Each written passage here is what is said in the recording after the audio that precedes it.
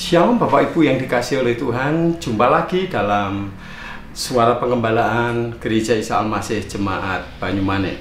Hari ini melanjutkan pada bagian yang lalu, strategi iblis bagian yang ketiga. Dan ini merupakan bagian yang terakhir. Dan menurut saya, dari pembacaan demi pembacaan dan perenungan kita, maka saya boleh menyampaikan bahwa ternyata iblis itu mencobai itu adalah dia selalu tekun dan kreatif.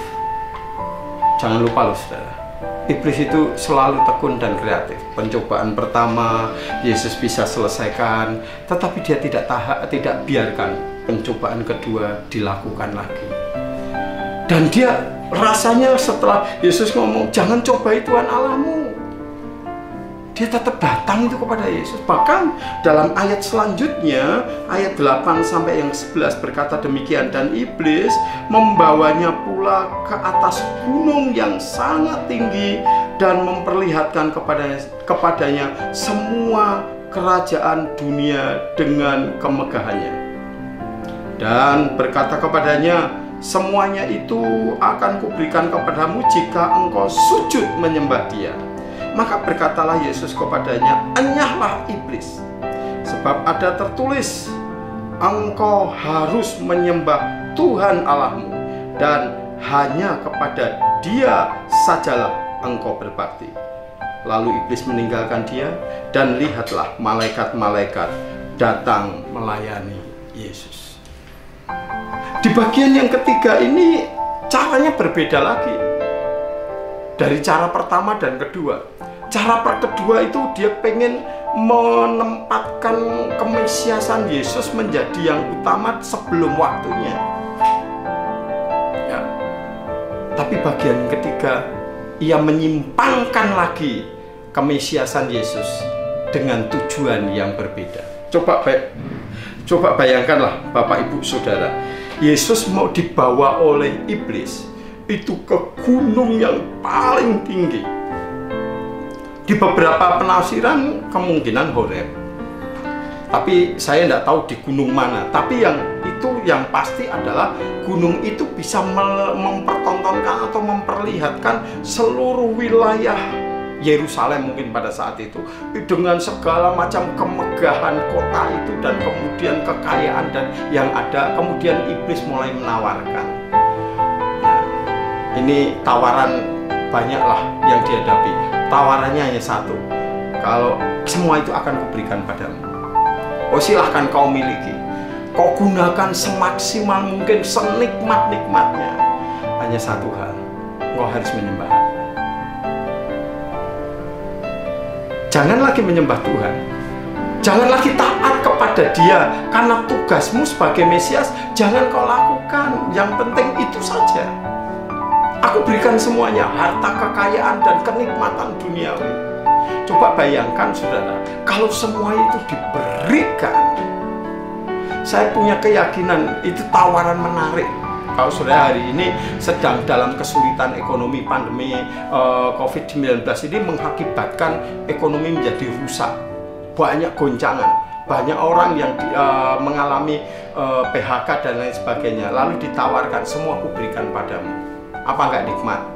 Bukankah zaman-zaman akhir ini juga ditawarkan gitu? Orang ditawarkan, kamu mau ndak memperbanyak uang? Wah, uangnya hanya misalnya 1 juta, nanti jadi 1 miliar disiapkan. Waduh, itu akan menjadi menarik banyak orang.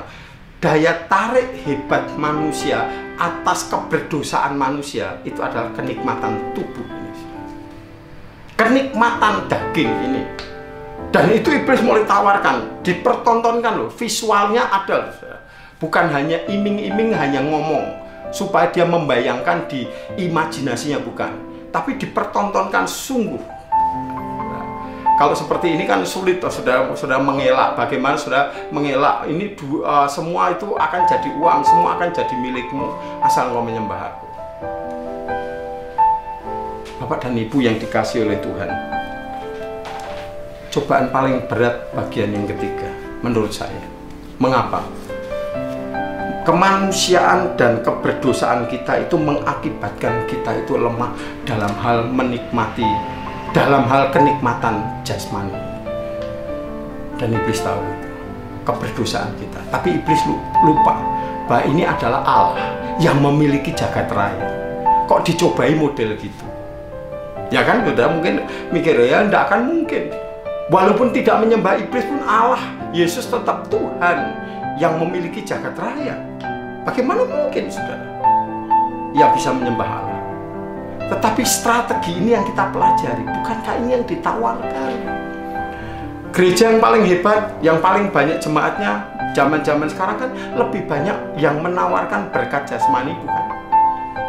Kesuksesan. Datanglah kemari, kamu akan sukses, saudara ya. Usahamu akan menjadi hebat, keluargamu akan kaya raya. Itu akan menjadi kenikmatan. Iblis bisa pakai itu tuh. Yuk hari ini belajar menjadi seperti Yesus.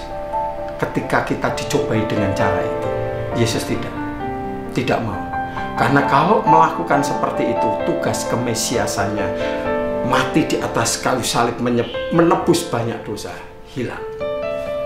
Bagi Yesus terbalik gitu, saudara. Prinsip Yesus, kemuliaan itu bukan mendapatkan sesuatu. Saya ulangi lagi, bagi Yesus kemuliaan itu bukan mendapat sesuatu, tapi memberi sesuatu. Nah, kekristenan harus belajar seperti itu, saudara. Kemuliaan itu bukan mendapatkan, tapi ketika engkau bisa memberi, maka tugas itu dilakukan oleh Yesus. Dia berani dengan kalimat keras, enyahlah engkau iblis. Karena dia menyadari tugasnya yang besar itu adalah memberi dirinya, mati di salib, menderita paling bawah, turun ke bawah, bukan naik paling atas, tapi turun paling bawah. Dan cobaan kita paling berat bukankah itu, saudara? Ketika kita pengen naik paling atas. Jadi hamba Tuhan juga sama, pengennya kalau boleh disanjung paling atas, tapi harus sadar, Yesus pun mulai turun paling bawah. Yuk kita belajar seperti itu ya. Sehingga kalau saya boleh simpulkan dari 3 ujian besar ini, atau cobaan besar ini, yang nomor 1 adalah kesimpulan saya adalah berpikir seperti ini. Mari kita melakukan hal yang benar, tapi tidak cukup. Lakukanlah hal yang benar dengan cara yang benar. Tapi melakukan hal benar dengan cara benar pun tidak cukup. Lakukanlah hal yang benar dengan cara yang benar dan arah yang benar. Yesus lakukan itu. Maka ujian atau cobaan iblis kepada kita selesai. Memang segala sesuatu kelihatannya benar. Batu jadi roti itu tidak apa-apa. Tapi bukan caranya seperti itu. Cara yang benar, yes, bagus. Tapi harus pikirkan, apakah arahnya menjadi benar? Dalam hidup Kristen ketika dicobai harus pikirkan gitu. Saya pun belajar seperti itu. Tujuanku jadi hamba Tuhan, caranya benar enggak? Tujuannya benar, tapi caranya benar enggak? Kalau caranya benar, arahnya benar enggak? Kalau arahnya hanya memupuk kekayaan, salah. Tidaklah kita menjadi orang hebat, orang benar. Kita tetap kalah di strategi untuk menghancurkan senjata-senjata iblis. Kita kalah. Tapi hari ini mari kita akan menjadi orang-orang percaya yang bisa menaklukkan strategi iblis. Dengan cara apa? Lakukanlah cara kita yang benar, lakukanlah dengan tujuan kita yang benar. Maka hidup kita akan menjadi orang-orang percaya yang menaklukkan strategi iblis yang licik itu. Amin.